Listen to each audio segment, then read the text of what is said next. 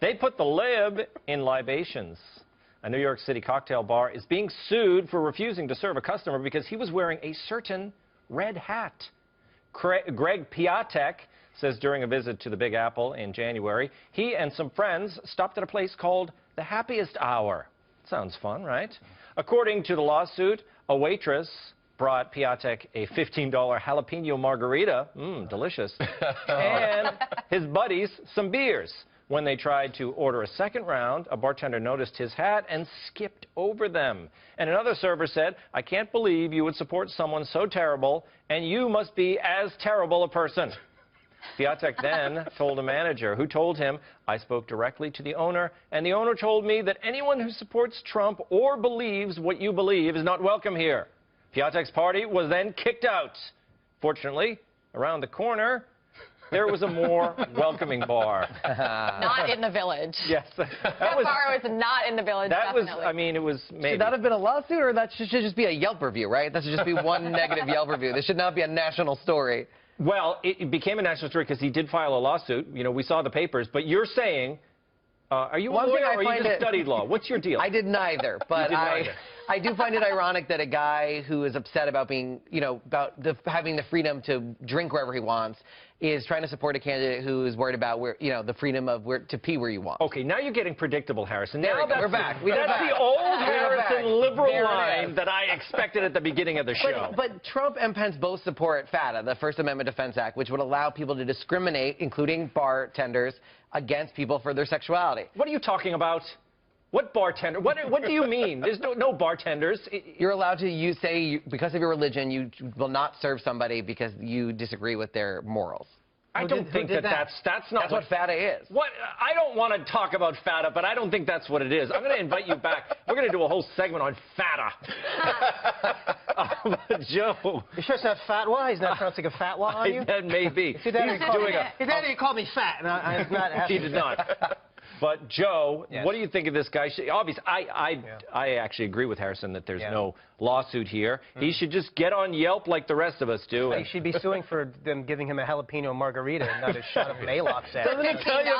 $15. Yes. Here's what I think. We need to decide either you're allowed to deny service to someone or you're not. Yeah. In situations like this where if you disagree with a person's viewpoint, and we're not talking about race or something like that, we're talking about something a person is expressing, either you're allowed to do that or you're not. Now, personally, if someone comes in wearing a Trump hat and you decide that is intolerable to you, if you think that's okay, then you can't say that a baker has to write a certain message on a cake, because that is not denying them service. Denying service is if someone who's gay comes in, you say, "I will not bake you a cake." That is wrong. That's illegal discrimination providing services. But if you make someone write something, you're asking them to express a viewpoint that may be abhorrent to them, and this is not whether or not I agree with it, but if you're making someone make a statement to agree with you that they don't agree with, then I say, if you're going to say that a baker can't do that, you can't say that they can't throw this person out. I'm getting confused. You understand what I'm saying? No, I understand what you're saying. You can't pick and choose which one you think is reasonable behavior for denying service. I think you might be biased. God forbid they write Leslie loves Linda on a cake. But they shouldn't be required by law to do that. Enough names, by the way?